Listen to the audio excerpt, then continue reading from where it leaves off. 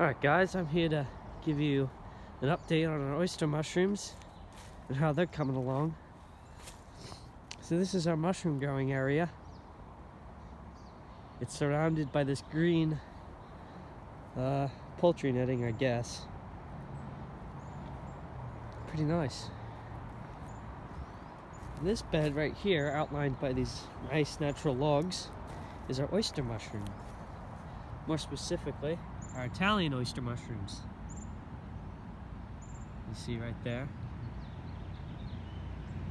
And if you see bite marks on them, that's slug activity. These slugs are really tenacious and they're everywhere. So they tend to come by and chomp on our mushrooms. But, you know, if the mushroom bed decides to fruit in mass, they can't eat all of them, so leave some for us. Our attempts at killing them have been pretty successful with that green slug trap, but can't really get all of them. Yeah. See another fruiting mass right there.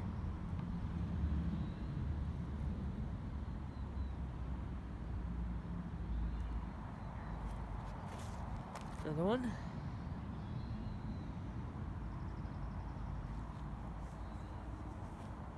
Yeah, look at that. Isn't that wonderful? While I'm over here, I might as well tour our mushroom garden. This bed is our wine cap. Stropharia rogo senulata is the Latin name for it. And it is one of the easiest mushrooms to grow outdoors, especially on small scale.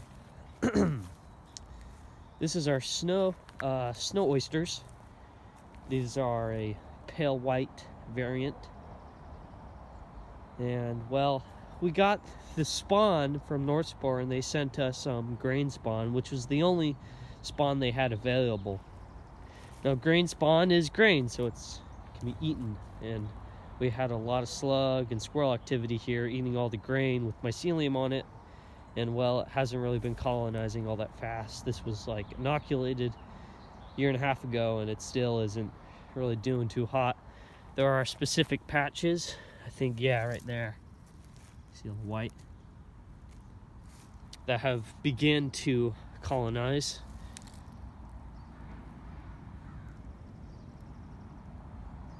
But hasn't been doing that hot. This is one of our newer beds, the Namakos, Japanese species of mushroom. One of their iconic features is they're yellow and they have super slimy caps. Kind of freaky to touch. This is our shiitake logs. What you do is you drill a hole, you inoculate it with spawn, preferably sawdust, not grain, and you wax it. This is what this weird white coating is. That's wax. To seal them. It's not a permanent seal. They'll break through it just to keep out foreign invaders. We also seal the ends to do the same action. I think you can see there, that little white might be mycelium, I'm not sure. But yeah, most of this is maple.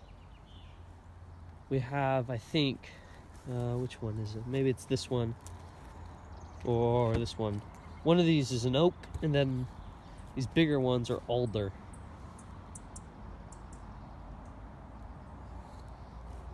The logs are roughly, smallest is probably 4 inches and biggest 8. That's the diameters you want for these logs. And here we have a totem method, which is basically just using large stumps and then stacking them on top of each other. And in between the layers, you put your spawn. Now lion's mane, which is the mushroom growing in this log, mycelium crawling all through it, loves this method. So we decided to test it out here. This is freshly cut cherry wood. Well, freshly relatively. By the time it was inoculated, it was fresh.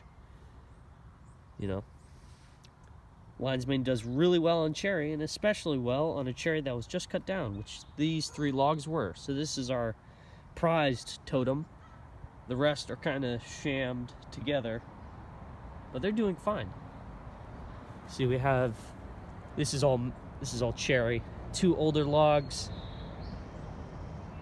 and one newer log on top. This is also a cherry, old cherry, and this is just a birch stump we just found lying around. And that is extremely old, alder. We just decided to see if it'll grow, and it appears to be colonizing quite well. Now, lion's mane mycelium looks a bit wispy and a little bit thin, so this is actually a pretty good sign. On any other mycelium, it might look like it's dying, but this is fine.